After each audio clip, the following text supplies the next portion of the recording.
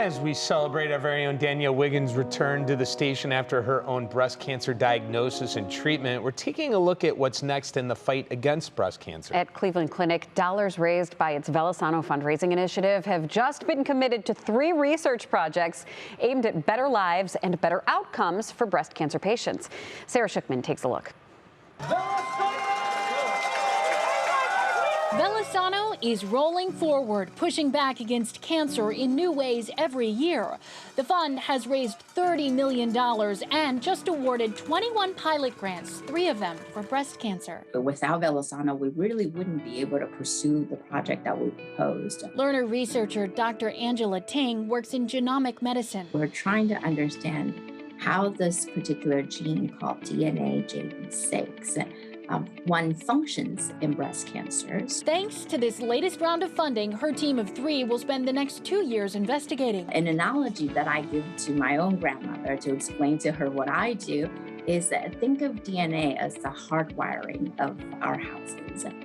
In every room we have lights, we have appliances, and when we want to turn things on and off, we don't just cut the wire. Instead, we use light switches, and that is similar to how DNA methylation controls our cells. It's early, but the project could help them understand breast cancer biology and lay the foundation for additional external funding. Hopefully one day we'll make a significant impact in how we treat or detect breast cancer. And more innovation is at work. Plastic surgeon Dr. Graham Schwartz is studying a known and sometimes debilitating complication for breast cancer survivors, lymphedema. It can really impact on their quality of life, on their self-image, on their financial situation, in many ways. Certain surgical or radiation treatments targeting the lymph nodes can lead to a blockage in the lymphatic system, which causes progressive swelling, typically in the arm. These are all therapies that, while important for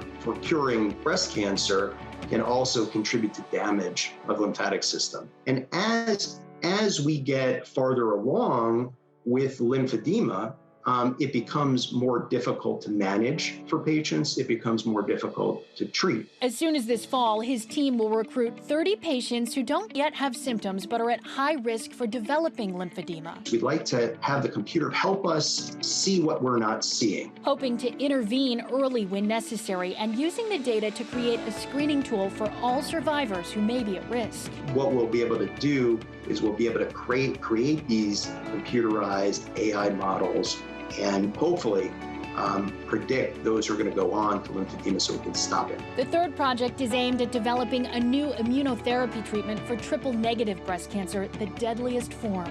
All 6-figure grants funded by those who ride and donate. We're really lucky to have this opportunity. Registration is already open for VeloSano 9, set for September 10th, 2022. You can find the information to support Team WKYC, or you can even build your own team at WKYC.com. And what we love about VeloSano is all of the money stays here at the Cleveland Clinic for research, life-saving research, for people like our very own Danielle who are going through this. And when you watch that story, what impacts you about the research that's being done? And you were treated at Cleveland Clinic. Yes, I am a Cleveland Clinic patient, and I was reminded of something my oncologist told me, who said years ago someone with my tumor size would have automatically been going through chemo, would have been assigned chemo, but they said research has shown that they could test the cancerous tumor and decide whether women need it or not.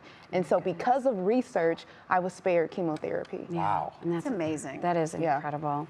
So you think of all the work that the doctors are doing, the researchers are doing, and how important all of those dollars are. And so much money needs to be had for that. I'm working on a story for next week. I'm blown away by the numbers I've heard and money that it takes. And the medical advancements that they keep making to help save people like me and give us a really great prognosis. Yeah.